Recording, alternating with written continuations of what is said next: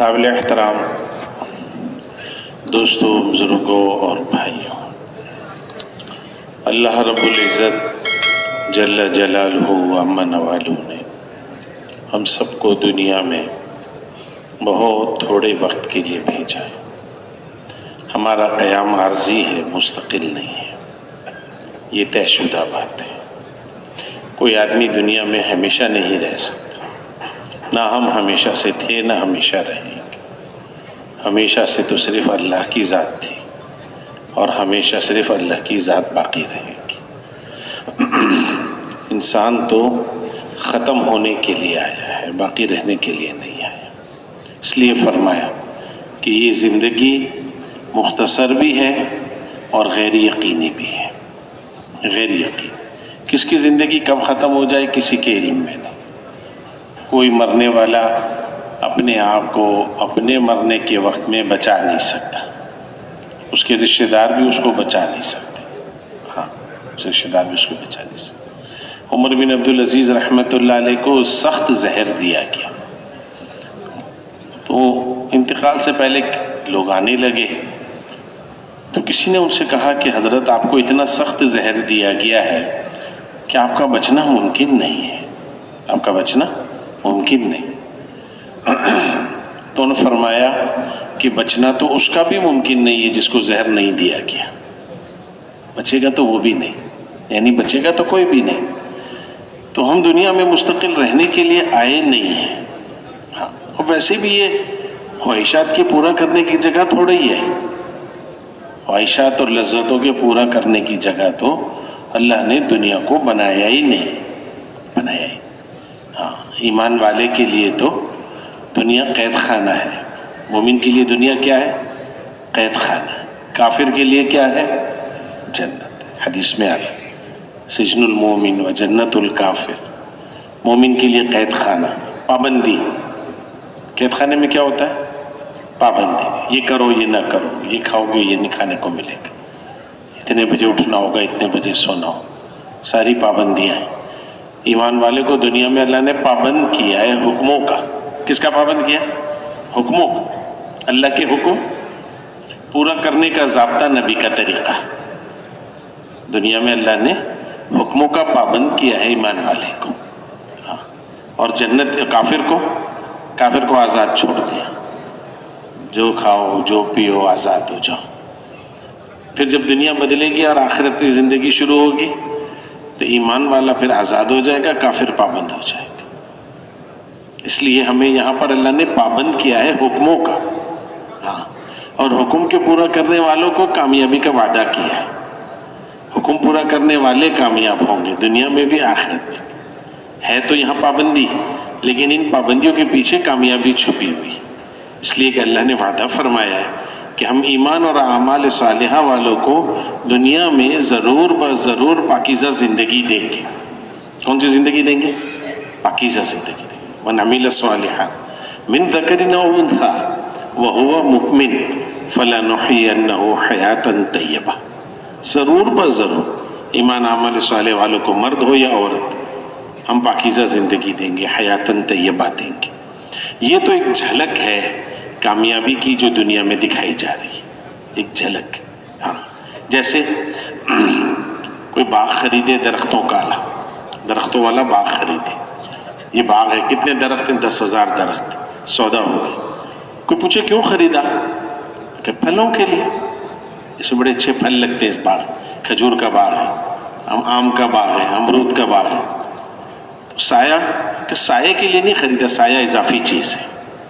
اتنی قیمت دے کر باغ میں نے صرف سایہ کے لیے تھوڑی خریدا کہ 10,000 درختوں کا سایہ مل جائے، میں نے تو اس لیے خریدا تھا کہ اس کے ذریعے سے پھل مل جائے۔ تو پھر سایہ فرمایا سایہ اضافی چیز ہے، سایہ اضافی چیز۔ ایسے ہی میرے محترم دوستو، ہاں، ایسے دنیا میں ملنے والے اعمال پر انعامات عارضی ہیں اور اضافی ہیں۔ حقیقی اعمال کا اجر کہاں ملے گا؟ آخرت میں ملے گا۔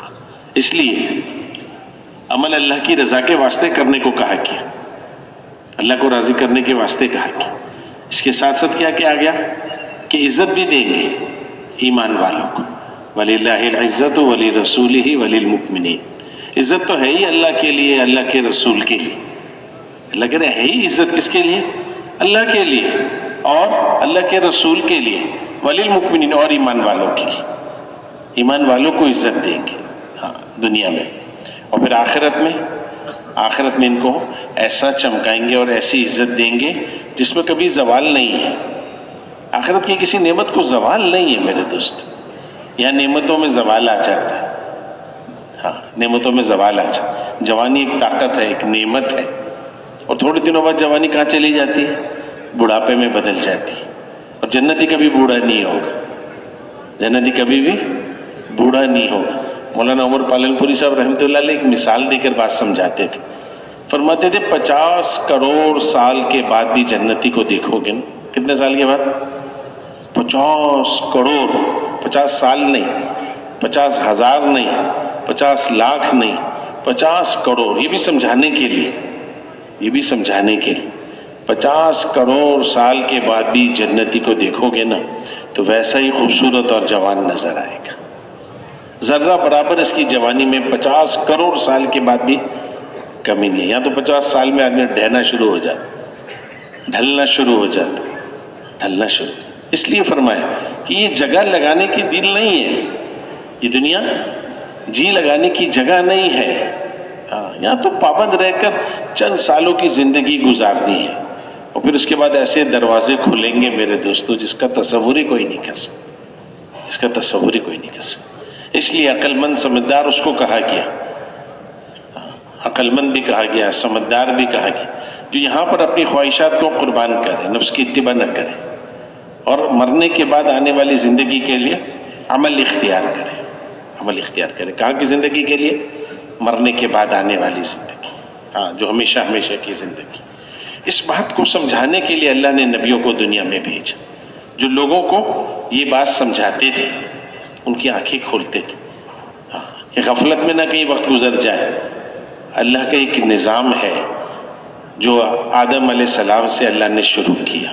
جب سے کائنات بنائی ہے ایک نظام اللہ نے بنایا. وہ نظام کیا ہے؟ وہ نظام یہ ہے کہ نبیوں کو بھیج کر انسانوں پر محنت کرائی، نبیوں کو بھیج کر انسانیت پر محنت کرائی، اور امام الانبیاء پر نبوت کو مکمل فرمایا. امام الانبیاء پر نبوت کو مکمل فرمایا، اور آپ کے ختم نبوت پر پوری امت نے محنت منتقل کر دی. اس لیے حاجی صاحب رحمۃ اللہ علیہ ایک بات فرماتے تھے، ایسا فرماتے تھے دیکھو نبی کا نائب ایک شخص نہیں ہوتا، نبی کا نائب ایک شخص نہیں ہوتا، نبی کی نیابت اللہ نے پوری امت میں تقسیم کی، پوری امت میں تقسیم کی. ہر مسلمان ذمہ دار ہے، بچہ بچہ ذمہ دار، بچہ بچہ ذمہ دار. ہر مسلمان جس نے کلمہ پڑھا ہے وہ ذمہ دار ہے اس بات کا کہ ساری انسانیت تک اللہ کا پیغام پہنچائے، ساری انسانیت میں اللہ کا تعارف کرائے، اس بات پر لوگوں کو راضی کرے کہ لوگ اللہ کے سامنے جھکنے والے بنے، اللہ کے سامنے جھکنے والے بنے. اس بات پہ لوگوں کو راضی. یہ انبیاء کی محنت تھی کہ اللہ کی ذات کا تعارف کراتے تھے، اللہ کی پہچان کراتے تھے. حضور اقدس صلی اللہ علیہ وسلم کو نبوت ملی اور آپ اپنے گھر تشریف لائے، اور آپ کو کب کپی طاری ہو گئی، سردی لگنے لگی. اتنا زور سے بھینچا جبرائیل علیہ السلام نے کہ آپ کی فرمایا میں ایسا جیسے میری پسلیاں ٹوٹ جائیں گی. بڑا سخت وقت تھا، بڑا بوجھ تھا. وہی کا بوجھ معمولی نہیں تھا، نبوت کا بوجھ معمولی نہیں تھا. ایک صحابی فرماتے کہ ایک مرتبہ اللہ کے رسول صلی اللہ علیہ وسلم میری گود میں لیٹے ہوئے تھے اور وہی نازل ہو تو اتنا وزن تھا کہ مجھے لگا آپ کے سر کا وزن بڑھتا چلا گیا، مجھے لگا جیسے میری ران پھٹ جائے گی. سواری پر سوار ہوتے اور وہی اترتی سواری وزن سے بوجھ کی وجہ سے بیٹھ جاتی. معمولی بات تو نہیں تھی وہی کا اترنا. تو نبوت ملی، آپ کی طبیعت پہ بوجھ ہو گیا، سردی لگی، گھر تشریف لائے، اور خدیجہ رضی اللہ تعالیٰ عنہ نے آپ کو تسلی دی اور فرمایا کہ اللہ آپ کو ضائع نہیں کریں گے، اللہ آپ کو ضائع نہیں کریں گے. آپ مسکینوں سے محبت کرتے ہیں اور آپ مہمانوں کا خیال رکھتے ہیں اور آپ رشتہ داری کا لحاظ کرتے ہیں، صلہ رحمی کرتے ہیں. یہ صفات ہیں نبوت سے پہلے بھی. اس لیے ہمارے ایک بزرگ تھے مولانا اسلم صاحب رحمۃ اللہ علیہ، وہ فرماتے تھے کہ نبوت سے پہلے کی 40 برس کی زندگی اتنی پاکیزہ تھی کہ اگر سفید چادر کے اندر کوئی شخص سوئی سے ایک سوراخ کرے اور سوئی نکال لے، سوئی سے ایک سوراخ کرے، ایسی سوئی ڈالے اور سوئی نکال لے، اور پھر کسی کو کہے کہ یہ چادر لو، اس میں وہ سوراخ تلاش کر کے دکھاؤ، ملے گا اس کو؟ کہ شاید کہ اتنا سوراخ کوئی ڈھونڈے اور اس کو مل جائے۔ مولانا فرماتے شاید کہ کوئی ایسا کوشش کرے اور اس کو مل جائے، لیکن نبوت سے پہلے کی 40 برس کی حضور کی زندگی میں اتنا سوراخ بھی نہیں تھا، اتنی سلیم الفطرت اور پاکیزہ زندگی تھی اللہ کے رسول کی، ایمان لانے سے، اسلام سے پہلے، نبوت ملنے سے پہلے۔ ہاں، اتنی پاکیزہ، اتنا اللہ نے محفوظ رکھا تھا اپنے پیارے نبی علیہ السلام۔ اس لیے آپ کی صفات کا تذکرہ کرتے ہوئے اور خوبیاں بتاتے ہوئے حضرت خدیجہ رضی اللہ تعالیٰ عنہ نے آپ کو تسلی دی کہ اللہ آپ کو ضائع نہیں کریں گے، اللہ آپ کو ضائع نہیں کریں گے۔ ہاں، پھر آپ نے چادر اوڑھی، سردی لگی، پھر اللہ پاک نے آیتیں بھیجی کہ اے کمبلی کے اوڑھنے والے اٹھ کھڑے ہوئیے، اے چادر کے اوڑھنے والے اٹھ کھڑے ہوئیے، قم فانذر، کھڑے ہو جائیے، لوگوں کو ڈرائیے، انذار مولانا احمد لاٹ صاحب دامت برکاتہ نے ایک بیان میں فرمایا، انذار اس ڈرانے کو کہتے ہیں، وہاں فرمایا انذار اس ڈرانے کو کہتے ہیں جس کے اندر کوئی شخص تنبیہ کر رہا ہو، کوئی شخص کیا کر رہا ہو؟ تنبیہ کر رہا ہو کہ دیکھو فلاں راستے پہ نہ جانا، وہ راستہ لوٹ لیا جاتا ہے، فلاں جگہ نہ جانا، وہ وہاں پر لوگ جمع ہیں، فلاں حالات ہیں، متنبہ کرتا ہے۔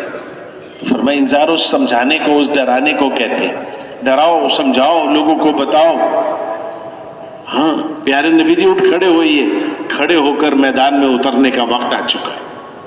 اس لیے حضور نے فرمایا اے خدیجہ میرا بستر باندھ دو، محمد صلی اللہ علیہ وسلم کے آرام کا زمانہ ختم ہو گیا۔ لا راحت بعد اليوم، آج کے بعد کوئی راحت نہیں، کوئی آرام نہیں ہے، اب تو جو وقت ہے سارا کا سارا اس کے لیے اللہ نے دیا ہے۔ ہاں، ہم اسی نبی کی نیابت میں کام کریں گے میرے دوست، جو مقصد حضور کا تھا وہی مقصد امت کا ہے، اس لیے کہا جا رہا ہے مقصد بنا کر اس کام کو کر، ضرورت سمجھ کے نہ کرنا، ہاں، مقصد بنا کر، بوجھ نہیں ہے۔ مولانا ابراہیم صاحب ارشاد فرماتے ہیں کام بوجھ نہیں ہے، اللہ کی نعمت ہے، کام بوجھ نہیں ہے کہ ہم کے کام بوجھ ہے، کیا مصیبت پڑ گئی ہے، چلا لگاؤ، 4 مہینے لگاؤ، اجتماع کرو، گشتیں کرو، روزانہ دعوت دو، روزانہ ادھر پھرو ادھر جاؤ، نہیں، بوجھ نہیں ہے، نعمت ہے۔ جو نعمت کی عظمت جس کے دل میں ہوگی اس کی نعمت بڑھائی جائے گی، جو قدردان ہوگا نعمت کا اس کی نعمت میں اضافہ ہوگا۔ لئن شکرتم لازیدنکم، تم نعمت کی شکر گزاری کرو تمہاری نعمت بڑھائی جائے گی۔ اور کیا فرمایا اگر ناقدری کرو گے تو اللہ کی پکڑ بہت سخت ہے، ان عذابی لشدید، تم پر سخت عذاب کرے۔ کس پر؟ کہ تم نے نعمت کی ناقدری کی۔ نعمت کی ناقدری نہیں کرنی ہے، اللہ کا شکر ادا کرنا، اللہ تیرا احسان، تیری مہربانی، اتنے اونچے کام کے لیے تو نے اس امت کو چنا اور مجھے کسی نہ کسی درجے میں نکلنا کرنا توفیق دے دی، تو اللہ تیرا فضل ہے، تیری مہربانی، تیرا احسان ہے۔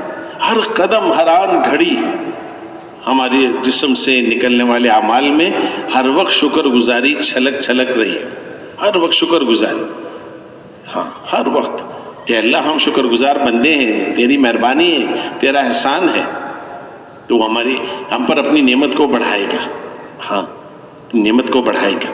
اس لیے ایک حدیث میں آتا ہے کہ ایک شخص حضور کے پاس آیا، میلا کچیلا، لباس میں بھی، حیت میں بھی۔ اللہ کے رسول نے فرمایا اللہ نے تجھے کچھ وسعت نہیں دی، کوئی مال، کوئی چیزیں؟ کہ یا رسول اللہ دی، تو فرمایا پھر پہنو، کھاؤ، اس طرح کیوں رہتے ہو؟ اور پھر اللہ کے رسول نے ایک بات فرمائی، آپ نے ارشاد فرمایا کہ اللہ تعالیٰ جل شانہ اس شخص سے محبت کرتے ہیں، اللہ تعالیٰ جل شانہ اس شخص سے محبت کرتے ہیں جس کو کوئی نعمت دی جائے اور اس کا اثر اس پر ظاہر ہو، اس کا اثر اس پر کیا ہو؟ ظاہر ہو، پتہ چلے کہ نعمت ملی ہے، میرے رب نے دی ہے، ہاں، میرے رب نے دی ہے، نعمت کا اثر ظاہر ہو۔ تو اس لیے فرمایا سب سے بڑی نعمت کیا ہے جو اللہ نے دی ہے؟ دین اور دین کی محنت، دین اور دین کی محنت۔ ہاں، اس لیے اللہ نے اپنے نبی صلی اللہ علیہ وسلم کو سب سے پہلا جو حکم دیا وہ یہ دیا کہ آپ کھڑے ہو جائیے اور لوگوں کو ڈرائیے، وَرَبَّكَ فَكَبِّرْ، اپنے رب کی بڑائی بیان کیجیے۔ کیا بیان کیجیے؟ اپنے رب کی بڑائی بیان کیجیے، اپنے رب کا بڑا ہونا بیان کیجیے کہ آپ کا رب کتنا بڑا ہے، کیسی طاقت والا ہے، کیسی قوت والا ہے، کیسی عظمت والا ہے، وہ اپنی ہر صفت کے اندر کیسا کامل ہے، اپنی ہر صفت میں کامل، کسی کا محتاج نہیں، کسی کا محتاج نہیں، اس کے کام رکتے نہیں ہیں، اس کے کام رکتے نہیں ہیں، کسی کا کوئی کام اس کے بغیر ہوتا نہیں ہے، اور اس کا کام سب کے بغیر ہو جاتا ہے، وہ کسی کا محتاج نہیں ہے، ہوا کے چلانے میں فرشتوں کا محتاج نہیں، پانی میں فرشتوں کا محتاج نہیں، روشنی میں سورج کا محتاج نہیں، اگر کسی نظام کو کس کے ساتھ جوڑ دیا تو وہ اس کا محتاج نہیں ہو گیا کہ اسی کے بغیر اس کا کام نہیں چلے گا۔ فرمایا ایک قوم کو عذاب دیا ہوا کا، قوم عاد کو، اور وہ ہوا فرشتے سے بے قابو کر دیا اللہ نے، ایسی ہوا چلی جو فرشتے سے بھی بے قابو ہو گئی، اور کب تک چلی؟ 7 لیال و 8 ایام، 7 راتیں 8 دن۔ کتنی چلی؟ 7 راتیں 8 دن، اور فرمایا کیسے گڑایا ان کو، کیسے پھینکا، اور کیسے لمبے ترنگے لوگ تھے، اور کیسے طاقتور لوگ تھے، اور طاقت کا دعویٰ کرتے تھے۔ کس چیز کا دعویٰ کرتے تھے؟ طاقت کا دعویٰ کرتے تھے۔ ہم سے زیادہ بھی کوئی طاقتور ہوگا، قرآن نے بیان کیا اس کو، ہم سے زیادہ بھی کوئی طاقتور ہوگا، من اشد منا قوہ، ایسے ہم طاقتور لوگ ہمارے مقابلے میں کون ہے؟ بھول ہو گئی میرے دوست، بھول ہو گئی، پہچاننے میں دھوکہ لگ گیا، ہاں دھوکہ لگ گیا۔ دھوکے سے نکلنا ہے، دھوکے سے نکالنا ہے۔ دھوکے کی خبر پتہ ہے کب ہوتی ہے؟ جب آدمی کے دھوکے سے گزر جائے، اس سے پہلے نہیں پتہ چلتا۔ ایک آدمی کسی دکان پر خریداری کے لیے جائے اور دکاندار اس کو جعلی چیز دے دے، نقلی چیز دے دے، یا اس نے پیسے دیے، اس نے اس کو بقایا پیسے واپس کیے، 10,000 دیے، 20,000 دیے، 50,000 دیے، اس نے اس کو پیسے بقایا واپس کیے۔ گھر آ کے دیکھا تو اس میں ایک 5,000 کا نوٹ نقلی تھا۔ تو کہا ارے میرے ساتھ کیا ہو گیا؟ دھوکہ ہو گیا۔ کیا ہو گیا میرے ساتھ؟ دھوکہ ہو گیا۔ کہ تمہیں پہلے نہیں پتا چلا؟ کہ اگر پہلے پتا ہوتا تو میں دھوکہ کھاتا؟ پتا ہی نہیں تھا نا، جبھی تو دھوکہ کس کو کہتے ہیں کہ بعد میں خبر ہو۔ تو ان کو دھوکہ لگ گیا اپنی طاقت کا کہ ہماری طاقت ہماری ہے۔ اللہ نے تمہاری نہیں ہے، تمہاری نہیں ہے، تمہاری طاقت تمہاری اپنی نہیں ہے۔ کس نے دی ہے؟ اللہ کہتے ہیں ہم نے دی ہے۔ تو دھوکہ لگ گیا کہ تمہاری اپنی طاقت ہے، تم اس طاقت کے نشے میں آ گئے۔ جب نشہ چڑھ جائے نا تو آدمی کو کچھ صحیح نظر نہیں آتا۔ مولانا سید خان صاحب رحمۃ اللہ علیہ فرماتے تھے کہ نشے والے کا سارا جسم بے قابو ہو جاتا ہے، سارا جسم کیا ہو جاتا ہے؟ بے قابو ہو جاتا ہے۔ پھر میں آنکھیں صحیح نہیں دیکھتی نشے والے کی، اور پیر اس کے صحیح جمتے نہیں ہیں، لڑکھڑاتے ہیں، سیدھا نہیں چل سکتا، آواز بھی بدل جاتی ہے، لہجہ بھی بدل جاتا ہے، اور نشے میں سو جاتا ہے۔ صبح جب اٹھتا ہے اور نشہ اتر گیا 10-12 گھنٹے بعد، اب سوچتے ہیں کہ رات میں نے جو بکواس کی تھی وہ کیا تھی؟ اوہو، گالیاں دی، بدتمیزی کی، کس کو کر دی؟ ماں کو کر دی، بہن کو کر دی، بیٹی کو کر دی، بیوی سمجھ کے، فلاں سمجھ کے۔ تو مولانا رحمۃ اللہ علیہ فرماتے تھے کہ جب آدمی پر نشہ چڑھ جائے نا دنیا کا، تو ہر چیز غلط استعمال ہوتی، ہر چیز۔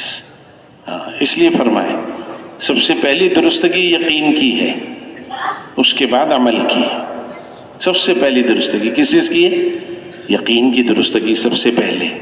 غلط یقین کو صحیح یقین پر بدلنا، ہاں دل کے اندر جو اللہ کا غیر اترا ہوا ہے اس کو کھرچ کھرچ کر نکالنا، دل کی جڑوں سے نکالنا۔ طے بہ طے میرے دوستو اللہ کا غیر دلوں پہ چھایا ہوا ہے، فضاؤں میں اللہ کے غیر کے تذکرے، ماحول میں اللہ کے غیر کے تذکرے، اس کی طاقت بیان کی جا رہی ہے اور اس کی طاقت بیان کی جائے، اللہ کی طاقت بیان نہیں کی جائے۔ ہاں اللہ کی طاقت بیان نہیں، حالانکہ سب اللہ کے محتاج ہیں۔ مخلوق جو ہوئے، مخلوق چھوٹی ہے، اللہ کی ذات بڑی ہے۔ مولانا یوسف صاحب رحمۃ اللہ علیہ فرماتے تھے کہ مخلوق جنس چھوٹی ہے، ہاں مثال دیتے تھے اس کی، کہ وہ کہیے میرا بیٹا ہے چھوٹا، اور یہ کون ہے؟ یہ میرا بڑا بیٹا ہے۔ یہ میرا چھوٹا بیٹا ہے اور یہ کون ہے؟ میرا بڑا بیٹا۔ تو کہا بڑا بیٹا کتنا بڑا؟ باپ سے بڑا ہو گیا؟ کبھی کوئی باپ سے بڑا ہو سکتا ہے بیٹا؟ ہو ہی نہیں سکتا، اس لیے کہ باپ جنس بڑی ہے اور بیٹا جنس چھوٹی ہے۔ فرمایا ایسے مخلوق جنس چھوٹی ہے اور خالق جنس بڑی ہے۔ دوسری بات فرمایا مخلوق بنی ہوئی چیز ہے، خالق بنانے والا اللہ ہے۔ اللہ خالق ہے اور مخلوق بنی ہوئی چیز کو کہتے ہیں۔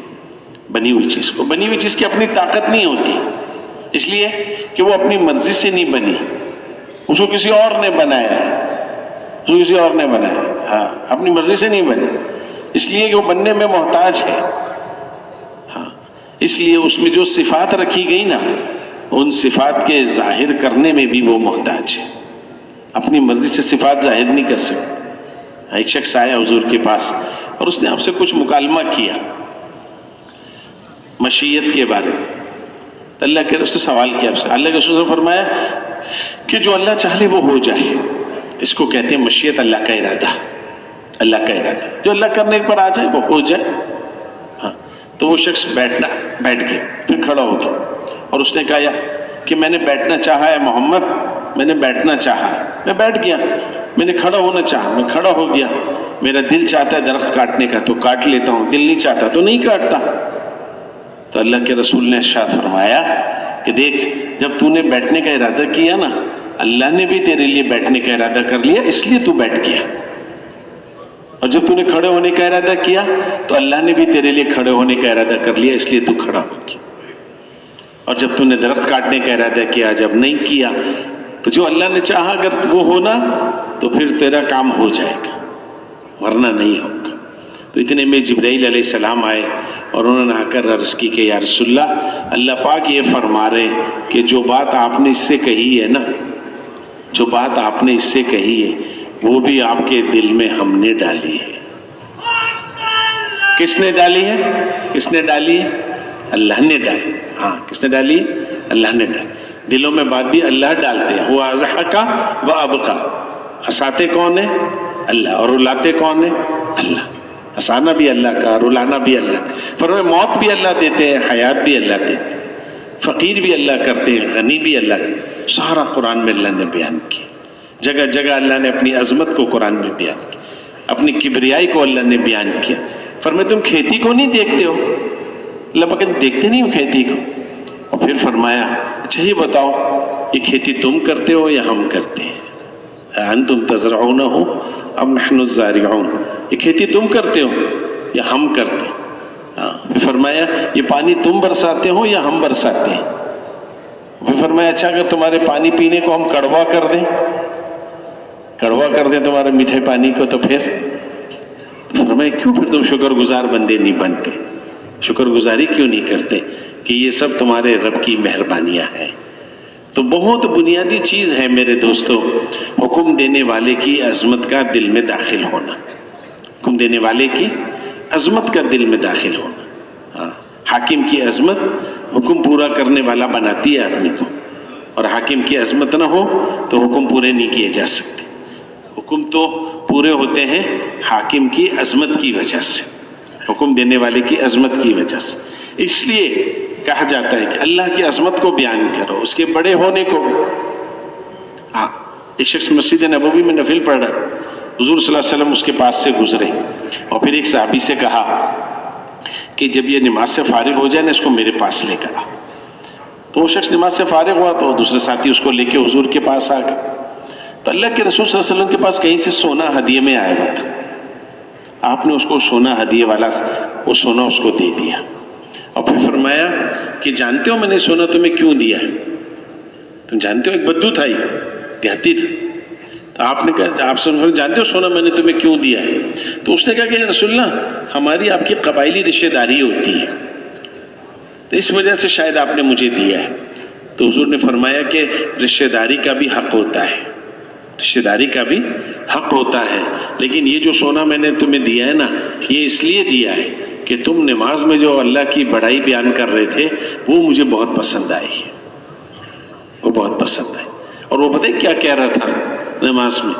وہ کہہ رہا تھا یا من لا تراہ العیون، اے وہ ذات جس کو نگاہیں پا نہیں سکتی، اے وہ ذات جس کو نگاہیں پا نہیں سکتی، ولا تخالطہ الظنون، اس تک گمان کسی کے پہنچ نہیں سکتے، ولا یصفہ الواصفون، اس کی صفات بیان کرنے والے اس کی صفات بیان کر ہی نہیں سکتے، لاکھ کوشش کوئی کر لے، بھلا اس کی بڑائی کس کے دل کے اندر اتر سکتی، وہ کس کے دل میں سما سکتا ہے؟ اور ایک آسمان سے دوسرا آسمان اس کے آگے، کہ ایک آسمان سے دوسرا آسمان اس کو چھپ نہیں سکتا، ایک زمین سے دوسری زمین اس سے چھپ نہیں سکتی، پہاڑوں کے وزن کو پہچانتا ہے، درختوں کے پتوں کی تعداد کو پہچانتا ہے، برسنے والے پانی کے قطروں کو جانتا ہے، پہاڑوں کا وزن جانتا ہے، ایسی ذات یعلم مثاقیل الجبال ومکائل البحار وعدد قطر الامطار، بارش کے قطروں کی تعداد کو جاننے والا ایسی ذات، ایسا قدرت والا، ایسا طاقت والا، اور اپنے بندے سے محبت کتنی کرتا ہے۔ ساری مخلوق میں مرکزی حیثیت انسان کو دی، جنت کا گھر انسان کے لیے بنایا، ساری مخلوق کو ختم کر کے انسان کو باقی رکھ دے گا، کل دوبارہ کھڑا کرے گا، کہ مرنے کے لیے نہیں انسان کو پیدا کیا، باقی رکھنے کے لیے بنایا، صرف زمانہ جہان بدلے گا، زمین کے اوپر کی زندگی ختم ہوگی، زمین کے نیچے کی زندگی شروع ہو جائے گی۔ انسان تو منتقل ہوتا ہے، اور کل اس کے اندر روح ڈال کے دوبارہ اس کو زندہ کر دیں گے، اپنی اپنی قبروں سے سب دوبارہ زندہ کھڑے ہوں گے۔ اللہ کے رسول صلی اللہ علیہ وسلم نے فرمایا کہ سب سے پہلے اپنی قبر سے میں کھڑا ہوں گا، اور میرے ساتھ میرے دونوں ساتھی ابوبکر اور عمر کھڑے ہوں گے، سب کو کھڑا کرے۔ ان الینا ایابہم، پکی بات ہے، اللہ کہہ رہے ہیں بالکل پکی بات ہے، ایابہم، تم ہمارے پاس کل آؤ گے، پکی بات ہے، ہمارے پاس آؤ، ثم ان علینا حسابہم، اور ہم تمہارا حساب کریں گے، ہمارا تمہارا سامنے آمنا ہوگا، آمنا سامنا ہوگا۔ حضرت عائشہ رضی اللہ عنہا نے پوچھا، یا رسول اللہ آپ دعا مانگتے ہیں، اللہم حاسبنی حسابا یسیرا، اے اللہ میرے حساب کو آسان کر۔ حضور کی دعائیں امت کی تربیت ہے، اس لیے مولوی ابراہیم صاحب ارشاد فرماتے ہیں کہ حضور دعوت میں بھی نبی ہے، دعا میں بھی نبی ہے، ان دعاؤں نے قبولیت کے راستے دیکھے ہوئے ہیں، مسنون دعائیں، حضور سے ثابت دعائیں، انہوں نے قبولیت کے راستے دیکھے ہیں، براہ راست اوپر جاتی ہیں، یہ براہ راست اوپر جاتی ہیں۔ تو حضور نے دعا مانگی، اللہم حاسبنی حسابا یسیرا، اللہ میرے حساب کو آسان کر۔ عائشہ رضی اللہ عنہا نے پوچھا، یا رسول اللہ آسان حساب سے کیا مراد ہے؟ آسان حساب سے کیا مراد ہے آپ جو دعا مانگتے ہیں؟ فرمایا عائشہ، اعمال نامہ ایک شخص کا پیش ہو اور اس میں اس کے گناہ دکھائے جائے، یہ کیا، یہ کیا، یہ کیا، یہ کیا، انکار کر نہیں سکتا، اس لیے کہ کیا ہے، جھوٹ بولنے کی گنجائش نہیں، انکار کرے گا تو دکھا دیا جائے گا، یہ دیکھ ساری چیزیں ہمارے پاس محفوظ، کوئی چیز چھپی ہوئی نہیں، ہاں کوئی چیز چھپی ہوئی نہیں۔ اس لیے ایک صحابی سے حضور نے پوچھا نا کہ ایمان کس حالت، رات کس حالت میں، صبح کس حالت میں کی؟ تو اس نے کہا یا رسول اللہ ایمان کی حالت میں صبح کی۔ فرمایا اس کی دلیل کیا ہے؟ فرمایا یہ کرامن کاتبین جو لکھنے والے بیٹھے ہیں نا دونوں، ساری رات ان کے لکھنے کی قلم کی آواز سنتا رہا ہوں۔ ہاں ایسا ایمان تھا، یہ لکھنے والوں کے قلم کی آواز ساری رات سنتا رہا ہوں، ہاں ایسا غافل نہیں ہوں۔ پتہ نہیں کس سطح پر پہنچے ہوئے لوگ تھے صاحب، کس سطح پر پہنچے ہوئے لوگ تھے۔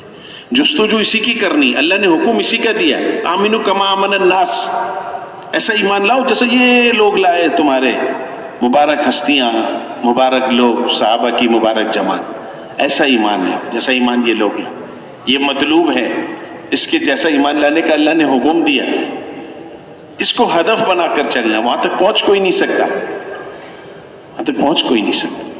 تو آپ نے ارشاد فرمایا کہ اعمال نامہ پیش ہو اور اس کے گناہ اس کو دکھائے جائیں، اور وہ یہ سمجھے کہ میں ہلاک ہو گیا، وہ یہ سمجھے کہ میں ہلاک ہو گیا، اور پھر اللہ پاک فرما دے اچھا جاؤ ہم نے تمہیں چھوڑ دیا۔ کہ یہ آسان حساب ہے عائشہ، کہ ہم نے تمہیں معاف کر دیا، ہم نے تمہیں چھوڑ دیا، یہ آسان حساب۔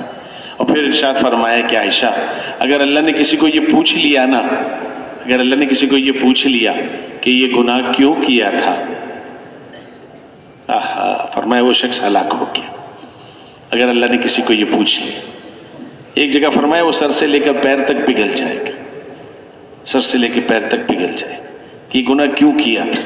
اس لیے کہ بندے کو، غلام کو اس کی اجازت نہیں ہے کہ آقا کا حکم توڑے، اس کی اجازت نہیں ہے، کوئی گنجائش نہیں ہے اس کی غلام کے پاس کہ آقا کا حکم توڑے، حکم توڑ کر زندگی گزارنے کی اجازت نہیں ہے۔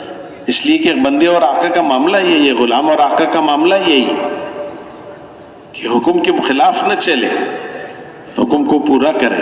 حکم کے پورا کرنے کے لیے استعداد کی ضرورت ہے، وہ استعداد ایمان کی طاقت ہے۔ وہ استعداد کیا ہے؟ ایمان کی طاقت ہے۔ ہاں، ایسا ایمان جو حکم پر چلائے، گناہوں سے بچائے، نافرمانیوں سے بچائے، اور اگر گناہ ہو جائے تو فرمائے جب تک توبہ نہ کر لے اس کو چین نہ آئے، جب تک توبہ نہ کر لے اس کو چین نہ آئے، اپنے آپ کو جب تک پاک نہ کرا لے اس کو چین نہ آئے۔ توبہ کر کے یہی صاف کر لو۔ ایک حدیث میں آتا ہے کہ توبہ کرنے والا ایسا جیسے اس نے کبھی گناہ کیا ہی نہیں تھا۔ ایک روایت میں آتا ہے کہ جب اس کو شخص زمین پر توبہ کرتا ہے تو آسمان پر فرشتے خوشیاں مناتے ہیں۔ آسمان پر فرشتے کیا کرتے ہیں؟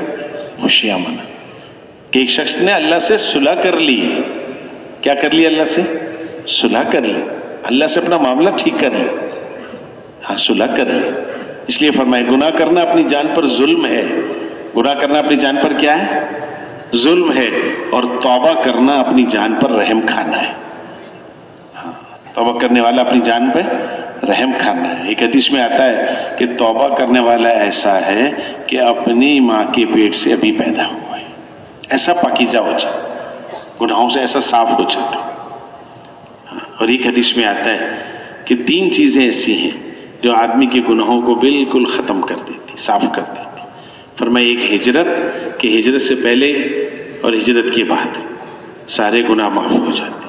فرمایا ایک ایمان سے پہلے، ایمان کے بعد سارے گناہ معاف ہو، اور ایک حج سے پہلے، حج کے بعد سارے گناہ معاف ہو جاتے۔ ایسا ہے جیسے ابھی پیدا ہوا ہے اپنی ماں کے پیٹ سے۔ ہاں، یہ اللہ نے انعام دیا ہے اس امت کو کہ گناہ کرو اور پھر توبہ کر لو، لیکن گناہوں پر جرأت نہیں کرنی اور اصرار نہیں کرنا، جس کو حضرت شیخ مولانا زکریا رحمۃ اللہ علیہ نے بغیرتی لکھا ہے۔ کیا لکھا ہے؟ بغیرتی۔ فرمایا یہ تو بغیرتی ہے کہ کوئی باپ اپنے بیٹے سے یوں کہے کہ اچھا چلو کوئی بات نہیں، تم کچھ کرتے ہو کر لو، تمہیں معاف کر دوں گا، اور وہ بیٹا جان جان کر نافرمانی کرے۔ اگر اللہ نے کہہ دیا کہ توبہ کرو معاف کر دوں گا، تو اس کا مطلب یہ نہیں ہے کہ جان جان کر اس کی نافرمانیاں کی جائیں۔ ہاں، بلکہ میرے دوستو، گناہوں سے بچنا تقویٰ ہے۔ گناہوں سے بچنا کیا ہے؟ تقویٰ ہے، اور تقوی والے کو اللہ ایسی جگہ سے روزی دیں گے اس کا گمان بھی نہیں ہوگا۔ وَمَن يَتَّقِ اللَّهَ يَجْعَلْ لَهُ مَخْرَجًا وَيَرْزُقْهُ مِنْ حَيْثُ لَا يَحْتَسِبُ۔ ہر تنگی سے راستہ نکال دیں گے تقوی والوں کے، اللہ سے ڈرنے والوں کے لیے۔ ہاں، اللہ نے اپنے سے ڈرنے والوں کو پسند فرمائے۔ حضرت عمر رضی اللہ تعالیٰ نے ایک صحابی سے پوچھا کہ تم تقوی کے بارے میں مجھے کچھ بتاؤ، تقوی کس کو کہتے ہیں؟ انہوں نے فرمایا امیر المومنین، کبھی ایسے راستے سے گزر ہوا پگڈنڈی سے جس کے دائیں بھی طرف بھی جھاڑیاں ہوں، خاردار کانٹے ہوں، اور بائیں طرف بھی کانٹے ہوں، اور راستہ تنگ ہو؟ تو حضرت عمر رضی اللہ نے فرمایا کئی بار گزرا ہوں، کھیتوں سے، جنگلوں سے کئی بار گزرا ہوں، دائیں بھی کانٹے بائیں بھی کانٹے، درمیان کا راستہ تنگ ہے۔ تو فرمایا کیسے گزرے؟ تو فرمایا کرتا بچا بچا کے، لنگی بچا بچا کے، کہ کئی کانٹوں میں الجھ نہ جائے کرتا، کئی کانٹوں میں الجھ نہ جائے کرتا، کئی کانٹوں میں الجھ نہ جائے میری تہبند، بچا بچا کر چلاؤ۔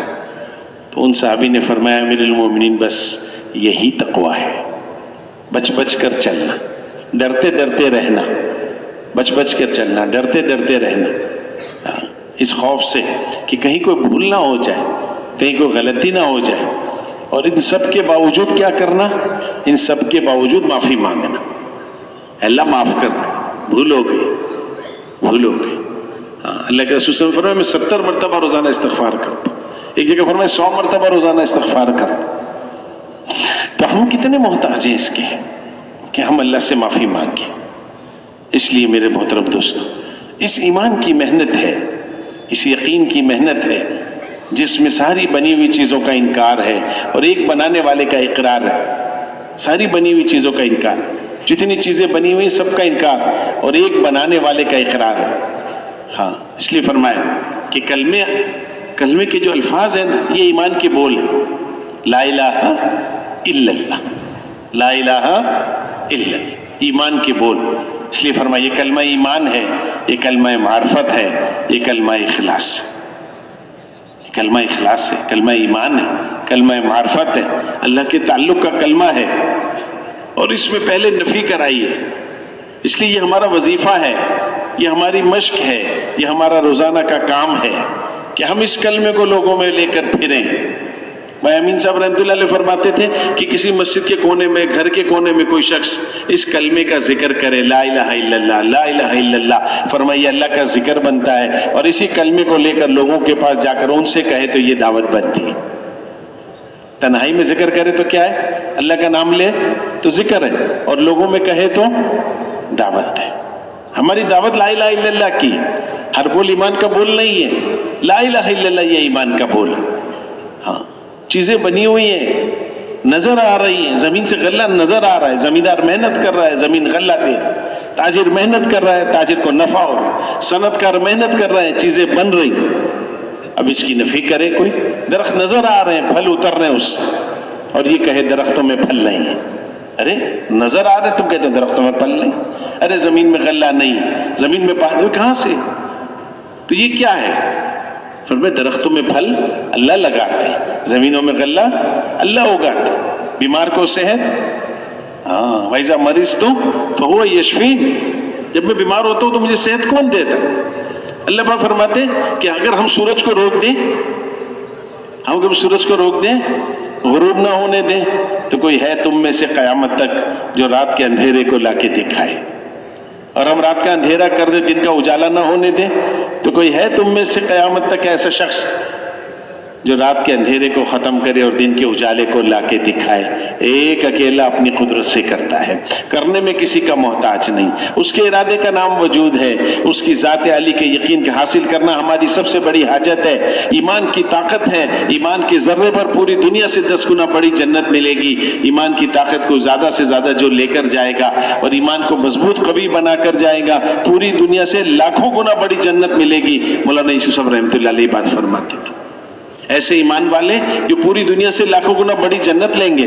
ایک روایت میں آتا ہے کہ ایسے ایمان والے گزریں گے جنت پر سے، پل صراط پر سے، کہ پل صراط یہ کہے گا کہ تمہارے جلدی سے گزر جاؤ، تمہارے ایمان کے نور کی وجہ سے میری آنکھ ٹھنڈی ہو رہی۔ ایسا ایمان ہوگا، ہاں ایسا ایمان ہوگا، اور جنتی ایمان کے نور سے اپنی جنت سے دیکھے گا، نہ اس روشنی سے جو دنیا میں ملی ہے، نہ سورج کی روشنی سے، نہ ان لائٹوں کی روشنی سے۔ تو جنتی کس سے دیکھے گا؟ فرمایا اپنے ایمان کے نور سے دیکھے گا، اپنی جگہ بیٹھے بیٹھے لاکھوں میل کی مسافت پہ دیکھے گا۔ کیا روشنی اللہ اس کو دیں گے، کیا نور اللہ اس کو دیں گے۔ اور میرے دوستو کتنے برس؟ ہمیشہ ہمیشہ۔ اس کے مقابلے میں ہم چند سالوں کی زندگی کا سودا کر دیں، ہمیشہ کا نقصان کر لیں؟ نہیں نہیں میرے دوستو، یہ زندگی اس لیے نہیں ملی، یہ زندگی اس لیے نہیں ملی، یہ زندگی اس کے نام پر قربان کرنے کے لیے ملی۔ ہاں اس کے نام پر قربان کرنے کے لیے، ہاں، اور اس عظمت اور بڑائی کو اس درجہ دل میں اتارنا کہ اس کے حکم پورا کرنا آسان ہو جائے، اور حکم پورا کرنے کا ضابطہ نبی کی زندگی ہے، نبی کا طریقہ ہے۔ ہاں جس کو کلمے کا دوسرا حصہ بتایا، محمد الرسول اللہ۔ ہاں سارے طریقے باطل فاسد ہیں، ایک حضور کے طریقے دنیا میں چلیں گے، اس پر نجات ہے۔ اللہ نے قیامت تک کی انسانیت کے لیے اس کو طے کر لی ہے، جو میرے نبی کے قدم پہ قدم رکھے گا وہ پار ہو جائے گا، اور جو اس نقش قدم سے ہٹا وہ بھٹک جائے گا، وہ بھٹکا ہوا شمار ہوگا۔ ہاں وما آتاکم الرسول فخذوہ وما نہاکم عنہ فانتہوا، جو کچھ تمہیں اللہ کے رسول دے اسے لے لو، اور جس چیز سے حضور روکے، جس سے حضور روکے اسے کیا کرو، اس سے رک جاؤ، اس طرف نہ جاؤ۔ پیارے نبی جی آپ کہہ دیجئے کہ اگر یہ چاہتے ہیں کہ حق تعالیٰ جل شانہ ان سے محبت کریں یا آپ کا اتباع کریں، فاتبعونی، آپ کا اتباع کریں۔ ہاں اگر یہ چاہتے ہیں کہ حق تعالیٰ جل شانہ ان سے محبت کریں، یعنی اللہ پاک اپنی محبت کی ضمانت دے رہا ہے کس پر؟ حضور کی اتباع پر۔ اور پھر آگے 2 خبریں دے رہے ہیں، یحببکم اللہ، اللہ ان سے محبت کرنے لگیں گے جب یہ آپ کا اتباع کریں گے، اور اللہ ان کی مغفرت کر دے گا، ان کے گناہوں کو معاف کر دے گا۔ ہاں گناہوں کو معاف کر دے۔ ایک حدیث میں آتا ہے جس کا مفہوم یہ ہے کہ جس شخص نے مجھ سے، میری سنت سے محبت کی، اس نے مجھ سے محبت کی، اور جس نے مجھ سے محبت کی وہ جنت میں میرے ساتھ ہوگا۔ اور کیا چاہیے میرے دوست، اور کیا چاہیے؟ ہاں اس لیے حضور کی محبت حاصل کرنے کے لیے دو بنیادی چیزیں ہیں. ایک آپ کی ہر سنت کا اتباع کرنا، سنتوں کو تلاش کر کر کے اختیار کرنا، سنت کو معمولی نہ سمجھنا، سنت کی عظمت کا دل، حضور کی سنت ہے، حضور کا طریقہ ہے، بھلے اس کو میں چھوڑ سکتا ہوں. بڑے روسا کی مجلس میں صحابہ کی ایک جماعت کھانا کھا رہی تھی، ایک صحابی کے ہاتھ سے نوالا گرا، انہوں نے اس کو صاف کیا اور کھا لیا. ساتھ والے نے ان سے کہا کہ دیکھو یہ امیروں کی مجلس ہے، اس مجلس میں اس طرح نوالا اٹھا کر کھانے کو معیوب سمجھا جاتا. تو انہوں نے کیا جواب دیا کہ ان احمقوں کی وجہ سے میں اپنی نبی کی سنت کو چھوڑ دوں؟ ان احمقوں کی وجہ سے اپنی نبی کی سنت کو چھوڑ دوں؟ یہ کیسے ہو سکتا؟ یہ نہیں ہو سکتا. ایسی عظمت، ایسی محبت سنت کی تھی، ایسی محبت سنت کی تھی. ایک صحابی سفر میں جا رہے ہیں اور سر جھکا کر گزرے، اور پیچھے بیٹھنے والے سواری والے سے کہا کہ ایک دن حضور کے ساتھ یہاں سے گزرا تھا، ایک ٹہنی درخت کی جھکی ہوئی تھی جس سے بچنے کے لیے حضور نے اپنے آپ کو جھکایا تھا. آج وہ ٹہنی وہاں نہیں ہے، لیکن صرف حضور کی اتباع میں یہاں سے گزرتے ہوئے میں نے اپنے آپ کو جھکایا ہے. اپنے آپ کو جھکایا. تو اس لیے میرے دوستو، ایک ایک سنت کی عظمت کا دل میں ہونا، محبت ہونا، اور اس کو قابل فخر سمجھنا. فتنے اور فساد کے دور میں سنت پر چلنے والا 100 شہید کا اجر لے جائے گا. اس لیے کلمے کی بنیادی دعوت میں سے ہے لا الہ الا اللہ محمد الرسول اللہ، کہ حضور کی اتباع پر چلنے والے دونوں جہان میں کامیاب ہوں گے، اور حضور کے طریقوں کو چھوڑ کر چلنے والے دونوں جہان میں ناکام ہوں. ہر عمل میں اس کو دیکھنا کہ حضور کا طریقہ کیا ہے، وہی اتباع کی چیز ہے. عمر رضی اللہ عنہ سعد بن نبی وقاص کو وصیت کی تھی جبکہ ایران کی فارس کی لڑائی کے لیے جا رہے ہیں کہ دیکھو تم ایک بہت بڑے کام کے لیے جا رہے ہو جس سے چھٹکارا صرف حق کی اتباع سے ہو سکتا ہے. اپنے آپ کو اور اپنے ساتھیوں کو خوبیوں کا عادی بنانا،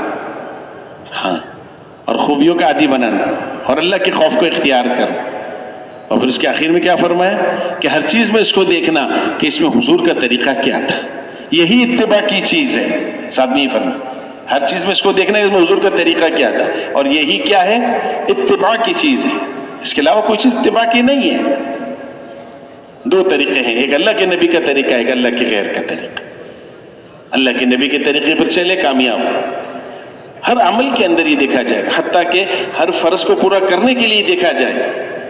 ہم تو یہ دیکھیں گے کہ حضور نے کب روزہ بند کیا، سحری کب کرنا چھوڑ دی، اور افطار کب کی. روشنی آ گئی تو حضور نے کھانا چھوڑ دیا، اور اندھیرا ہو گیا تو حضور نے کھانا شروع کر دیا. کون سی نماز کس وقت میں پڑھی ہم تو یہ دیکھیں گے. ہر نماز میں کتنی رکعتیں پڑھی ہم یہ دیکھیں گے. ہر رکعت میں کتنے سجدے کیے ہم یہ دیکھیں گے. ہر عمل میں اس کو دیکھا جائے گا. اس کی نیت کرنی چاہیے ساری انسانیت میں حضور کے طریقے زندہ ہو، یہ ہماری محنت ہے. ساری انسانیت حضور کے طریقے پر چلے، یہ ہماری محنت ہے. اور حکموں میں سب سے بڑا حکم جو ایمان کے بعد بتایا وہ نماز کا ہے. سب سے بڑا حکم نماز ہے. ایک حدیث میں آتا ہے جو 5 نمازوں کا اہتمام کرے، حق تعالیٰ جل شانہ فرماتے ہیں اپنی ذمہ داری پر جنت میں داخل کروں گا. جو ان نمازوں کا اہتمام نہ کرے مجھ پر اس کی کوئی ذمہ داری نہیں، مجھ پر اس کی کوئی ذمہ داری نہیں. اللہ کے خزانوں سے براہ راست استفادے کے لیے اللہ نے نماز کا عمل دیا. ایک حدیث میں آتا ہے جو شخص اچھی طرح وضو کرے، کس طرح وضو کرے؟ اچھی طرح وضو کرے. اب علماء سے پوچھنا چاہیے کہ اچھی طرح کا وضو کیا ہوتا ہے؟ وہ سیکھنے کی چیز ہے، ہم سیکھیں گے انشاءاللہ.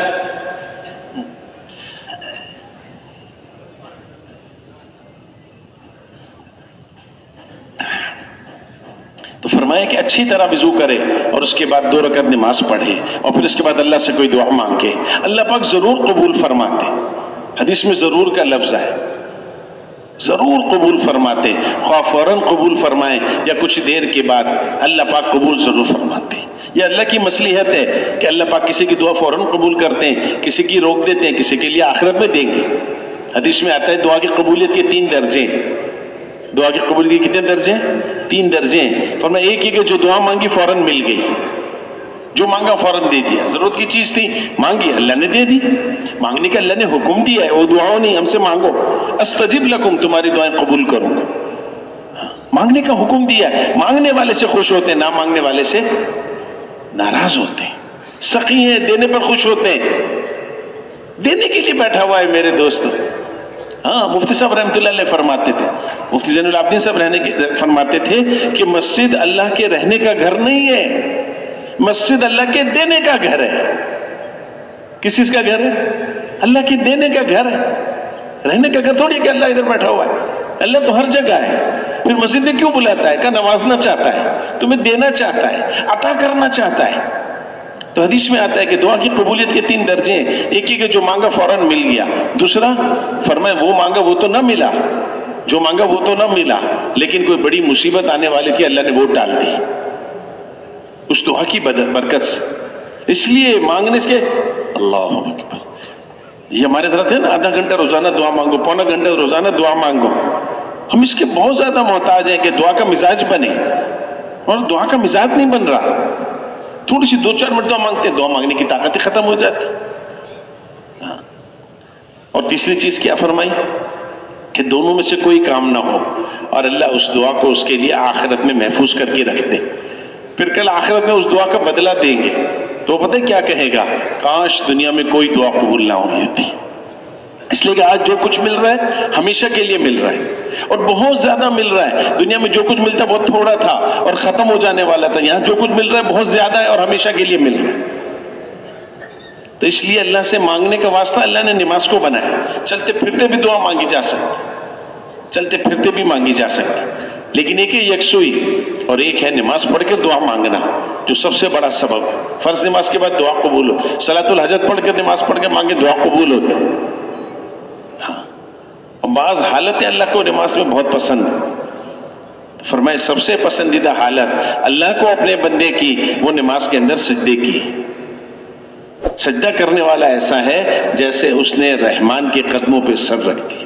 یہ حدیث میں سجدہ کرنے والا ایسا ہے جیسے اس نے رحمان کے قدموں پہ سر رکھ دیا. ہاں، ایسے قیمتی میرے دوستو نماز ہے، اتنا اونچا عمل ہے. ابن قیم رحمۃ اللہ نے نماز کے 5 درجے بتائے. فرمایا 5ویں درجے کا نمازی وہ ہے جو کبھی نماز پڑھتا ہے کبھی چھوڑ دیتا ہے، یہ تو خسارے میں ہے، پکڑا جائے گا. پھر 4تھے درجے کا نمازی بتایا. فرمایا 4تھے درجے کا نمازی وہ ہے جو نماز تو پوری پڑھتا ہے لیکن نماز میں اس کو اللہ کا دھیان حاصل نہیں، کہ یہ بھی خطرے میں. ادھر نماز شروع کرتا ہے، ادھر دکان یاد کر رہا ہے، بچے یاد کر رہا ہے، جہاں سے بھاگتا دوڑتا ہے اسی کو یاد کر رہا ہے، جس میں زیادہ وقت لگتا ہے اسی کو یاد کر رہا ہے، جس طرح زیادہ بولتا ہے وہی چیزیں اندر اتری ہوئی. تیسرے درجے کا نمازی فرمایا وہ ہے جو نماز میں کھڑا ہوتا ہے، کبھی اللہ کو یاد کرتا ہے کبھی بھولتا ہے، لیکن یاد کرنے کی کوشش کرتا ہے، دھیان کی کوشش کرتا ہے. فرمایا امید ہے کہ یہ کامیاب ہو جائے گا. اور پھر فرمایا کہ 4تھے درجے کا نمازی پتہ ہے کون سا ہے؟ فرمایا 4تھے درجے کا نمازی وہ ہے جب نماز میں کھڑا ہوتا ہے تو اس کو اللہ اکبر سے لے کر سلام پھیرنے تک اللہ یاد رہتا ہے اور کچھ یاد نہیں رہتا. ہاں، جیسے اللہ کے رسول صلی اللہ علیہ وسلم کی نماز تھی، ابوبکر رضی اللہ تعالیٰ کی نماز تھی. ایک رات حضرت عائشہ رضی اللہ عنہا فرماتے ہیں میرے پاس لیٹے تھے، میرے پاس سے اٹھ کر چل دیے. میں سمجھی کہ مجھے چھوڑ کر شاید دوسری بیوی کے پاس چلے. میں تلاش کرنے نکلی کہ حضور کہاں چلے گئے. کہ ڈھونڈتے ڈھونڈتے جنت البقیع میں پہنچی تو وہاں حضور ایک کونے میں نماز پڑھ رہے تھے. نماز سے فارغ ہوئے، میری آہٹ سنی تو پوچھا کون؟ میں نے کہا عائشہ. تو مڑ کے نہیں دیکھا اور اتنا کہا کون عائشہ؟ تو میں نے کہا ابو بکر کی بیٹی. تو کہا کون ابو بکر؟ میں نے کہا قحافہ کا بیٹا. تو کہہ رہے کون قحافہ؟ کہہ رہے میں واپس آ گئی. صبح میں نے کہا یا رسول اللہ، رات آپ نے مجھے نہیں پہچانا، میرے والد کو نہیں پہچانا، دادا کو نہیں پہچانا. فرمایا عائشہ جب میں اپنے رب کی عبادت کرتا ہوں نا مجھ سے ساری دنیا بھول جاتی ہے، مجھ سے ساری دنیا بھول جاتی. محنت ہے نماز کی میرے دوست، زندگی بننے کا سامان ہے، یاد رہے. مفتی صاحب رحمۃ اللہ علیہ فرماتے تھے کہ زندگی بقدر نماز ہوتی ہے اور نماز بقدر زندگی ہوتی ہے. جس کی نماز ٹھیک نہیں اس کی زندگی کبھی بھی ٹھیک نہیں ہو سکتی. زندگی بقدر نماز ہوتی اور نماز بقدر زندگی ہوتی. جس کی نماز ٹھیک نہیں اس کی زندگی کبھی بھی ٹھیک نہیں ہو سکتی. اور 5ویں درجے کا نمازی ابن قیم رحمۃ اللہ علیہ نے فرمایا یہ تو وہ نماز ہے نا جس میں دھیان اللہ کا 100% ہو. اور 5ویں درجے کا نمازی پتہ ہے کون ہے؟ فرمایا 5ویں درجے کا نمازی وہ ہے جس کے بارے میں اللہ کے رسول نے فرمایا قرۃ عینی فی الصلاۃ، میری آنکھوں کی ٹھنڈک نماز میں ہے۔ میری آنکھوں کی ٹھنڈک کس میں؟ نماز میں۔ چین نہ آئے، سکون نہ آئے۔ آنکھوں کی ٹھنڈک بڑا میٹھا لفظ ہے، بڑی میٹھی مثال ہے۔ اللہ میری اولاد کو میری آنکھوں کی ٹھنڈک بنا دے، راحت بنے، سکون بنے، میرے لیے دل کا ناسور نہ بنانا۔ اللہ ناراض ہو کر نعمت دے، دل کا ناسور بن جاتا ہے۔ نعمت اللہ نے دی لیکن ناراض ہو کر دی تو کیا نجات ہوگی؟ نعمت نفع دے گی؟ نہیں میرے دوستو، جب اللہ ناراض ہو کر نعمت دے تو نفع کیسے ہوگا اور راحت کیسے ملے گی؟ تو قرۃ عینی فی الصلاۃ، اللہ میری نماز میں آنکھوں کی ٹھنڈک بنا دے، یہ نماز ہے۔ ایک صحابی فرماتے ہیں کہ عشاء پڑھ کر گھر جا رہا تھا، خیال ہے 2 رکعت پڑھ لوں پھر گھر چلا جاتا ہوں۔ کہتے جب نماز کی نیت باندھی نا نفل کی تو سورہ فاتحہ کے بعد سورہ بقرہ شروع کر دی، تو درمیان میں سورہ بقرہ چھوڑنے کو دل نہیں چاہا، اس لیے اس کو پورا کر لی۔ اب کہاں 2.5 پونے 3 سپارے کی سورہ بقرہ، تو فرمایا اس کے ختم پر سورہ آل عمران شروع ہو گئی، اس کے ختم پر سورہ نساء شروع ہو گئی، اس کے ختم پر سورہ مائدہ، انعام، اعراف، انفال۔ کہہ رہے چلتے چلتے میں والناس پر پہنچا، 2 رکعتیں بھی پوری ہو گئی، صبح کی اذان بھی ہو گئی۔ کھڑے ہوئے تو صرف اس لیے کہ گھر جانے سے پہلے کیا کر لوں۔ ایک صحابی سفر سے آئے، بیوی سے کہا بس 2 رکعت پڑھ کے تجھ سے بات کرتا ہوں، اور ساری رات نماز میں گزارتی۔ اس نے کہا اللہ کے بندے، سفر سے آئے میں تیرا انتظار کرتی رہی ساری رات، تو کہاں چلا گیا؟ اس نے کہا ارادہ تو یہ تھا کہ تیرے پاس بیٹھوں گا، لیکن جب نماز کی نیت باندھی تو جنت ساری رانائیوں اور رونقوں کے ساتھ میری نگاہوں کے سامنے آ گئی، ساری رات اس میں گزر گئی، مجھے پتہ نہیں چلا۔ حضرت علی رضی اللہ عنہ کو تیر لگ جاتا اور نکالنا مشکل ہوتا تو فرمایا جاتا کہ جب نماز کے لیے کھڑے ہو جائیں اس وقت نکال لیں۔ ایک مرتبہ لوگ انتظار میں تھے، جب نماز شروع ہو تیر نکالا، سلام پھر کے دیکھا تو لوگ جمع تھے۔ ان فرمایا تم تیر نکالنے آئے ہو؟ ان کا ہم تو نکال چکے۔ اچھا، مجھے تو پتہ ہی نہ چلا، مجھے تو پتہ ہی نہ چلا۔ محنت ہوئی تھی نماز کی میرے دوستو، ہم سے چھوٹ گئی محنت، عادت بن گئی۔ ہاں عادت بن گئی، عادت نہیں بنا، عبادت بنا۔ عبادت اس کو کہتے ہیں جس میں ترقی روز بروز ہو، جس میں کیا ہو؟ ترقی روز ہو۔ جیسے تجارت، تاجر یہ چاہتا ہے روز ترقی ہو، جو کچھ کل کمایا آج اس سے زیادہ کم ہو، ورنہ وہ کہتا ہے کاروبار آگے نہیں بڑھ رہا۔ کاروبار کیا نہیں بڑھ رہا؟ آگے نہیں بڑھ رہا۔ عبادت آگے نہیں بڑھ رہی میرے دوستو اگر نماز پر محنت مستقل نہیں ہو رہی۔ اس لیے نماز کی محنت ہے، اس کے لیے استحضار ضروری ہے، عمل پر ملنے والے فضائل کا جاننا ضروری ہے۔ عمل پر کیا مل رہا ہے؟ مولانا علیہ صاحب رحمۃ اللہ علیہ فرماتے تھے ہماری نگاہ میں فضائل کا علم پہلے ہے، مسائل کا علم بعد میں ہے۔ ہماری نگاہ میں فضائل کا علم پہلے ہے، مولانا علیہ صاحب رحمۃ اللہ علیہ فرماتے تھے یہ اس لیے ہے کہ جب فضائل کا علم آئے گا، فضائل سنے گا عمل کے، تو عمل کرنے کا شوق پیدا ہوگا۔ جب عمل کرنے کا شوق پیدا ہوگا پھر جا کر علماء سے پوچھے گا، ورنہ کیوں پوچھے گا؟ ایک آدمی نماز نہیں پڑھتا، نماز کے مسئلے پوچھے گا؟ نماز ہی نہیں پڑھتا تو علماء کے پاس کیا لینے جائے گا؟ کیا لینے جائے گا کہ مجھے بتاؤ نماز کیا، حلال کیا ہے، حرام کیا ہے، واجب کیا ہے، مستحبات کیا ہے، مفسدات کیا ہے؟ کیا پوچھے گا جبکہ نماز کے لیے کھڑا ہی کوئی نہیں ہوتا؟ جب نماز کے فضائل سنے گا، شوق پیدا ہوگا، عمل کے راستے سے زندگی بنتی نظر آئے گی، پھر علماء کی خدمت میں حاضر ہو کر پوچھے گا کہ میرا عمل درست ہو جائے، مجھے راستہ بتاؤ۔ اس لیے فضائل کا علم پہلے ہے۔ فضائل کا علم فضائل کے حلقوں میں ملتا ہے، مسائل کا علم علماء کے پاس محتاج بن کر جانے سے ملتا ہے، ان کی خدمت میں حاضر ہونا پڑتا ہے، محتاج بن کر ان کی عظمت کو سینے کے اندر رکھ کر، دلوں میں عظمت ہو۔ علماء ہیں، امت کے امام ہیں، نبیوں کے وارث ہیں، یہ مقام اللہ نے ان کو عطا فرمایا، اللہ کی دین ہے، اللہ کی مہربانی ان پر ہوئی ہے، اللہ نے ان پر انعام کیے، علم کی عظیم دولت سے اللہ نے ان کو نوازا ہے۔ ہاں ایک حدیث میں آتا ہے کہ یا تو تم عالم بنو، یا تو تم عالم بنو یا طالب علم بنو، یا تو تم عالم بنو یا طالب علم بنو، یا علم کو توجہ اور دھیان سے سننے والے بنو، یا علم کو توجہ اور دھیان سے سننے والے بنو، یا علم اور علم والوں سے محبت کرنے والے بنو۔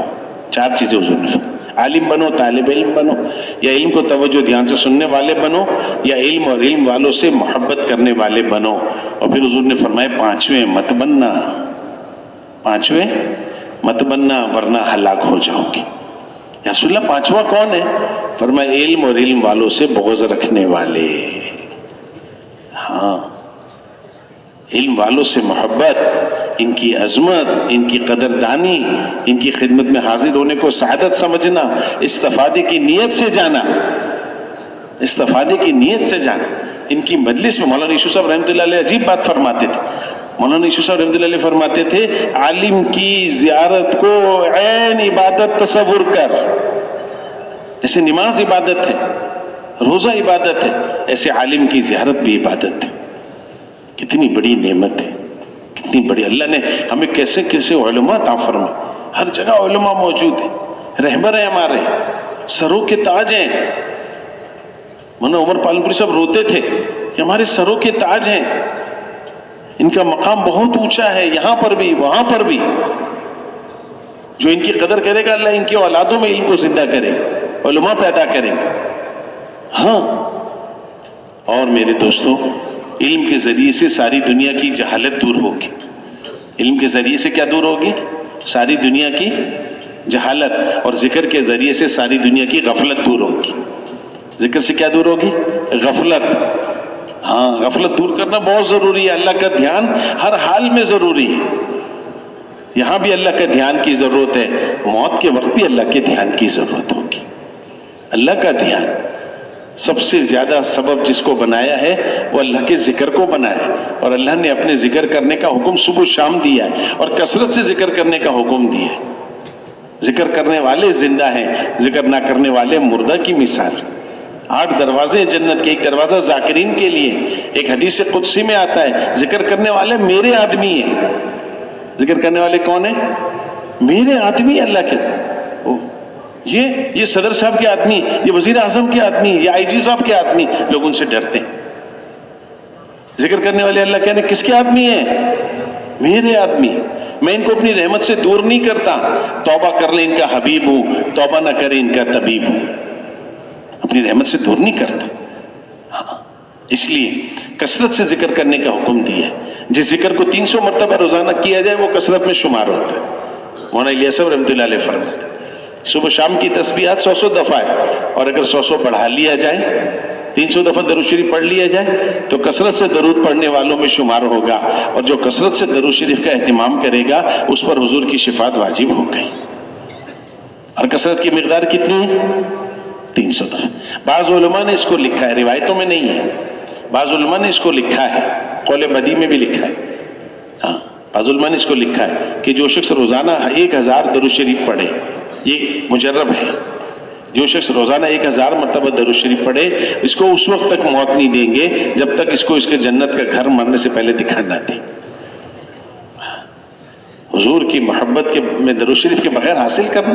ایک حدیث میں آتا ہے جو شخص 1 مرتبہ درود پڑھے، جو شخص 1 مرتبہ درود پڑھے اللہ اس پر 10 رحمتیں نازل فرماتے ہیں۔ کتنی بڑی سعادت کی بات ہے۔ تو جو شخص روزانہ 100 دفعہ درود شریف پڑھے کتنی رحمتیں ہو گئی؟ 1000 کتنی ہو گئی؟ 200 پڑھے تو کتنی ہو گئی؟ اللہ کی رحمت ہے۔ 300 پڑھے تو 3000، اور 1000 مرتبہ پڑھ لے تو 10,000 اللہ کی رحمت ہے اس پر اترے۔ اللہ کی رحمتوں کے سائے میں گھرا ہوا رہے گا ہر وقت۔ جو شخص استغفار کرے ہر تنگی سے اس کے لیے راستہ نکالیں گے، ہر تنگی سے۔ پیارے نبی جی قرآن میں فرمایا، پیارے نبی جی جب تک آپ زندہ ہیں ہم ان کو عذاب نہیں دیں گے، جب تک آپ ان میں موجود ہیں ہم ان کو عذاب نہیں دیں گے، اور جب تک یہ استغفار کرتے رہیں گے ہم ان کو عذاب نہیں دیں گے۔ کتنا بڑا عمل ہے استغفار، نعم البدل ہے۔ جب تک حضور موجود ہے فرمایا عذاب نہیں ہوگا حضور کی برکت سے، اور جب تک یہ استغفار کرتے رہیں گے ہم ان کو عذاب نہیں دیں گے۔ استغفار کی کثرت، روزی کی برکت اس کے اندر اللہ نے رکھی، مسئلوں کا حل اللہ نے استغفار میں رکھا۔ جو شخص تیسرا کلمہ پڑھے سبحان اللہ، الحمدللہ، لا الہ الا اللہ، اللہ اکبر، حدیث میں آتا ہے، فضائل کی حدیث ہے کہ یہ کلمات عرش کے گرد چکر لگاتے پڑھنے والے کا تذکرہ اللہ کے دربار میں ہوتا ہے۔ زمین پر اللہ کا ذکر کرے، آسمان پہ اس کا ذکر ہو رہا ہے۔ اس لیے دھیان جمانے کی مشق کی نیت سے دو زانو ہو کر قبلے رخ کی طرف وقت مقرر کر کے اجتماعی اعمال کے علاوہ کے وقت میں ذکر کرنا.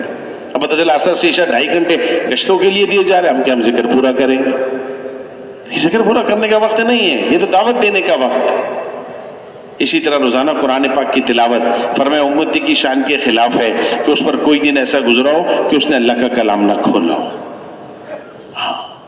اللہ کا کلام سب سے بڑا ذکر، کتنی بڑی اللہ کی طرف سے عطا ہے. ایک حرف کے بدلے میں 10 نہیں. فرمایا میں یہ نہیں کہتا الف لام میم سارا ایک حرف، الف الگ ہے، لام الگ ہے، میم الگ ہے. ایک سپارہ پڑھے پتہ نہیں ہزاروں الفاظ پڑھنے کا اجر، اور ہر حرف کے پڑھنے پر 10 نہیں کی.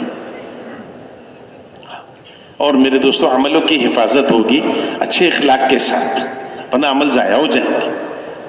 عمل ضائع ہو جائیں گے.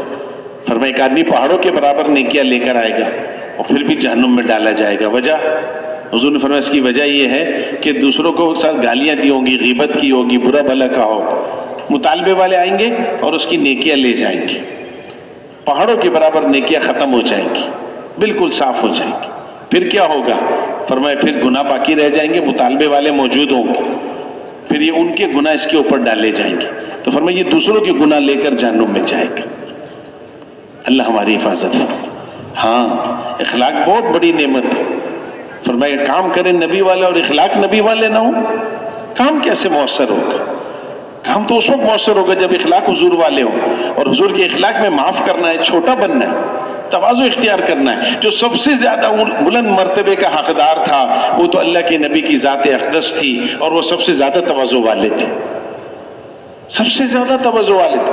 اجنبی آدمی مسجد نبوی میں آتا وہ پہچانتا نہیں تھا کہ اس مجلس میں حضور کون ہے، اس لیے کہ سب کے ساتھ مل کے بیٹھتے تھے، نمایاں نظر نہیں آتے تھے. اجنبی آدمی آیا، پردیسی کوئی آیا جس نے پہلے حضور کو دیکھا نہیں ہے، حضور کو تلاش کر رہا ہے، مجمع بیٹھا ہوا ہے اور سوال کیا کر رہا ہے؟ من محمد منکم، تم میں محمد کون ہے؟ اللہ کے رسول. پھر بتانا پڑتا تھا کہ یہ اللہ کے رسول. صحابہ نے کہا رسول اللہ کوئی اونچی جگہ بنا دیں، آپ تشریف رکھا کریں، اجازت نہیں دی. کئی بار اصرار کے بعد بڑی مشکل سے اجازت، بالکل چھوٹی سی ایک جگہ بنائے جس پر آپ تشریف رکھتے تھے. ٹیک لگا کر کھانا نہیں کھاتے تھے، جھک کر کھانا کھاتے تھے. فرماتے تھے بندہ ہوں، بندہ بن کر کھاؤں گا، بندہ ہوں، بندہ بن کر کھاؤں گا. ایک مرتبہ اونچی میز پر کھانا لگا دیا، انکار کر دیا کھانے سے، جھک کر کھانا کھاتے تھے. ایک معاملے میں ایک شخص آیا حضور کے سامنے بیٹھا، کانپنے لگا. فرمایا کانپتا کیوں ہے؟ تو کسی بادشاہ کے دربار میں نہیں آیا، تو اس شخص کے پاس آیا ہے جس کی ماں سوکھا گوشت کھا کر گزارا کرتی تھی. پیدا ہونے سے پہلے یتیم باپ کا انتقال ہو گیا، 2 سال ہوئے تو دادا کا انتقال ہوا، 6 سال ہوئے تو ماں کا انتقال ہو گیا. ساری دنیا کو روشن کرنے والے کا آگے پیچھے کوئی نہیں ہے.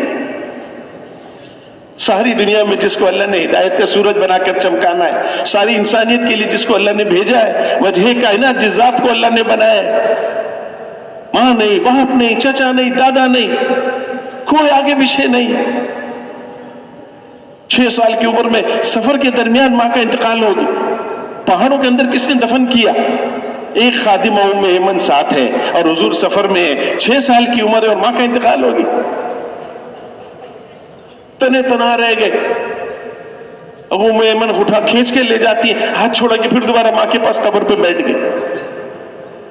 2 دن کا سفر باقی ہے. فرمایا غم کے مارے کچھ کھاتے پیتے نہیں تھے، صرف زمزم پیتے تھے. اس حال میں اللہ نے اٹھایا اور اس عظیم ذات کو اللہ نے نبوت کا تاج پہنایا، اور ان کی بولوں پر، ان کی کوشش پر، ان کی محنت پر، ان کی قربانیوں پر ساری دنیا میں ہدایت کا سورج چمکا، لوگوں کو ایمان ملا. اور ان کی عاجزی تواضع ایسی ہے میرے دوستو کہ اپنے آپ کو مٹا کے رکھا. ایک سفر میں پڑاؤ ڈالا صحابہ نے، کھانے کا وقت. ایک صحابی نے کہا میں بکری کا بچہ ذبح کرتا ہوں، دوسرے نے کہا میں گوشت روٹی بناؤں، تیسرے نے کہا میں کھانا پکاؤں گا. اب جنگل سے لکڑیاں کون لائے گا؟ ابھی کوئی صحابی بولتا، اس سے پہلے فرمایا جنگل سے لکڑیاں میں لے کر آؤں گا. مشکل کام ہے. آج کے دور میں پتہ نہیں چلتا، گیس کے سلنڈر چلتے ہیں نا جماعتوں میں، مشکل ترین کام ہے جنگل میں جانا، لکڑیاں چننا، پھر گٹھری بنا کر سر پہ اٹھا کے لانا. پہلے کے لوگ، پرانے لوگ جانتے ہیں کہ یہ کتنا مشکل کام ہے. فرمایا جنگل سے لکڑیاں میں لے کر آؤں. صحابہ نے عرض کیا رسول اللہ ہمارے ماں باپ آپ پر قربان ہو، ہمارے ماں باپ آپ پر قربان، ہم جنگل سے لکڑیاں لے کر آئیں گے، آپ کیوں جائیں گے؟ تو فرمایا میں تم سے زیادہ طاقتور ہوں، کمزور نہیں. جتنے تم طاقتور ہو نا، میں اللہ کے رسول اس سے زیادہ طاقتور ہوں۔ اور دوسرے کیا فرمایا پتہ ہے؟ دوسرے کہا کہ میں بھی ثواب کا اتنا ہی محتاج ہوں جتنا تم لوگ محتاج ہو۔ سب کے ساتھ اپنے آپ کو رکھا، کبھی نمایاں نہیں کیا، کبھی خود کو الگ نہیں کیا کسی سے، حالانکہ آپ کی ذات اقدس ہر اعتبار سے اس کا حق رکھتی تھی کہ آپ ساری انسانیت میں نمایاں ہوتے، سب سے الگ نظر آتے، لیکن آپ ایسا نہیں کرتے تھے، ایسا نہیں کرتے تھے۔ انس رضی اللہ عنہ 10 سال حضور کی خدمت کی، 10 سال حضور کی خدمت۔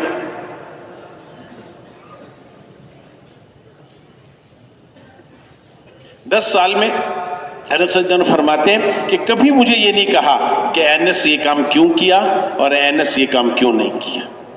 ایک بار نہیں کہا اپنے خادم کو کبھی ایسا، ایک بار۔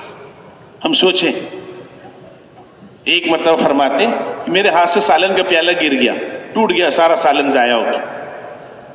گھر والے غصہ کرنے لگے، فرمایا غصہ کیوں کرتے ہو؟ ٹوٹنے کی چیز تھی، ٹوٹ گئی، ٹوٹنے کی چیز تھی، ٹوٹ گئی۔ کوئی یوں اپنے خادم سے بات کرے گا؟ کوئی یوں بات کرے؟ ایک موقع پہ فرماتے ہیں کہ مجھ سے حضور نے کوئی کام کہا، مجھے غصہ تھا کسی بات پر، میں نے کہا میں نہیں کرتا، میں نہیں کرتا، اور یہ کہہ کہ میں گھر سے باہر نکل گیا۔ کہ باہر کھڑا تھا تو میرے پاس آئے اور میرے کندھے پہ ہاتھ رکھا، میں نے مڑ کر یوں دیکھا تو حضور مسکرا رہے، کہہ رہے انس اب تو مان جاؤ۔ کوئی ایسے منائے گا کسی کو کہ اب تو مان جاؤ؟